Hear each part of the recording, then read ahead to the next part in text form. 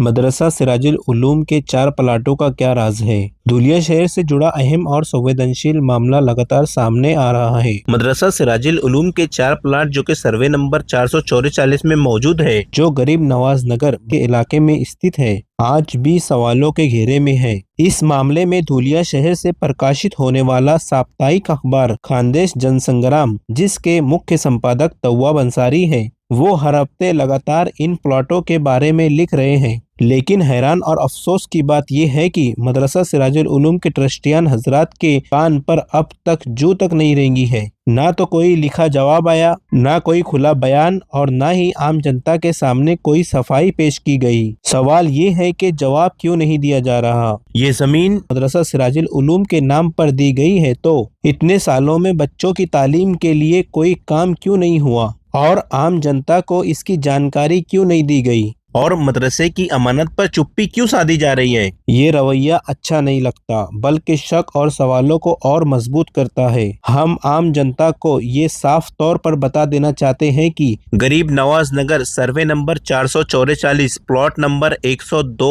103, 104, 105 ये चारों प्लॉट मदरसा सिराजुल उलूम के हैं। ये किसी की निजी प्रॉपर्टी नहीं है, ये मदरसा सिराजुल उलूम की जमीन है। ट्रस्टियान से सीधा सवाल, जब अखबार में हर हफ्ते सवाल उठ रहे हैं तो अब तक जवाब क्यों नहीं दिया गया? क्या ट्रस्टियान ये मानते हैं कि चुप्पी से ये मामला अपने आप दब जाएगा? क्या आम जनता को ये जानने का हक नहीं है कि मदरसे में दी हुई जमीन का क्या इस्तेमाल हो रहा है? क्या ट्रस्टियान इस मामले में खुली मीटिंग या प्रेस कॉन्फ्रेंस करने को तैयार है? ये मामला सिर्फ लिखने तक सीमित नहीं रहना चाहिए। हम सवाल पूछते रहेंगे ताकि आम जनता को सच्चाई का पता चल सके। आज हम आए हैं गरीब नवाज नगर सर्वे नंबर 444 में। ये 4 प्लॉट है यहाँ। ये किसके प्लॉट है, ये खुला क्यों पड़ा है, इसके बारे में हम जानते हैं। खानदेश जन संग्राम के एडिटर अंसारी तव्वाब, इनसे हम कुछ इसके प्लॉट के बारे में कुछ तफसीर से जानते हैं। तव्वाब साहब, क्या मामला है इस ज़मीन का, आप ज़रा खुलासे में बताइए। मुअज़्ज़िज़ नाज़रीन, मैं तव्वाब अंसारी आपसे मुखातिब हूँ।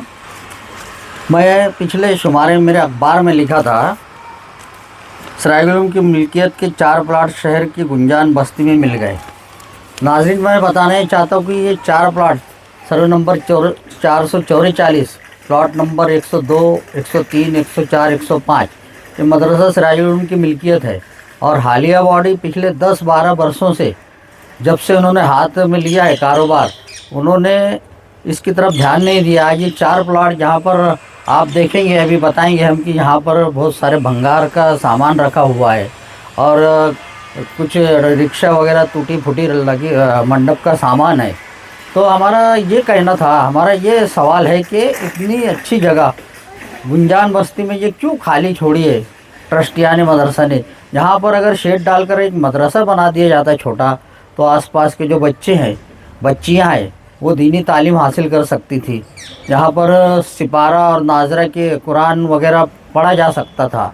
तो जिस तरह इन्होंने वड़िया रोड मदरसा सिराजुल उलूम की ज़मीन पर बहुत तेज़ी बताकर उन्होंने 33 दुकानों का शॉपिंग कॉम्प्लेक्स बनाया है।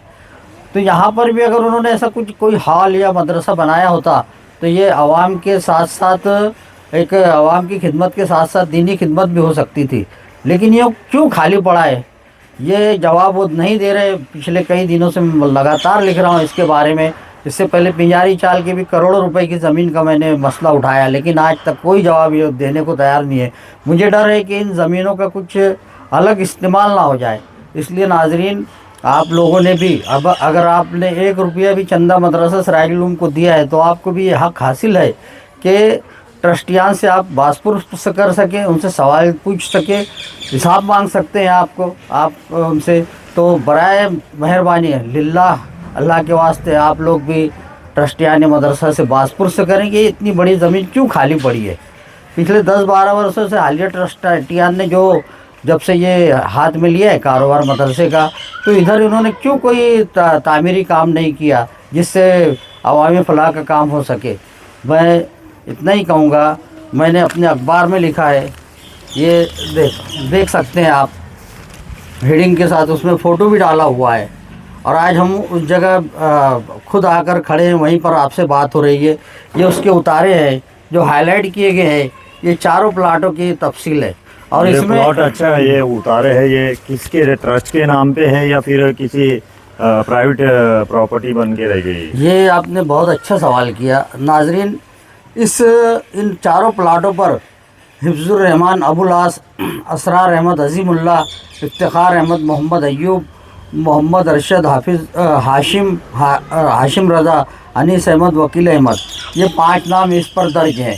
हालांकि इसमें होना ये चाहिए था कि अध्यक्ष मदरसा सरायुल उलूम इस तरह नाम अगर चढ़ाया जाता तो बेहतर रहता। खैर वो उनकी बात है, इन्होंने अपना नाम चढ़ाया है, ठीक है, नाम चढ़ाया वो अपनी जगह, लेकिन इस जगह का इस्तेमाल होना चाहिए, अच्छा इस्तेमाल होना चाहिए, ये हमारा मुतालबा है।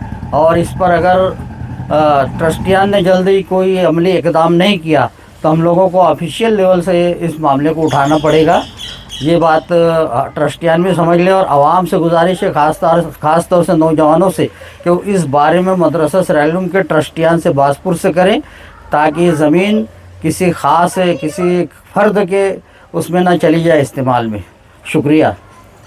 ये थे साप्ताहिक जन संग्राम के एडिटर तव्वाब अंसारी साहब। सवाल आपका, खबर हमारी।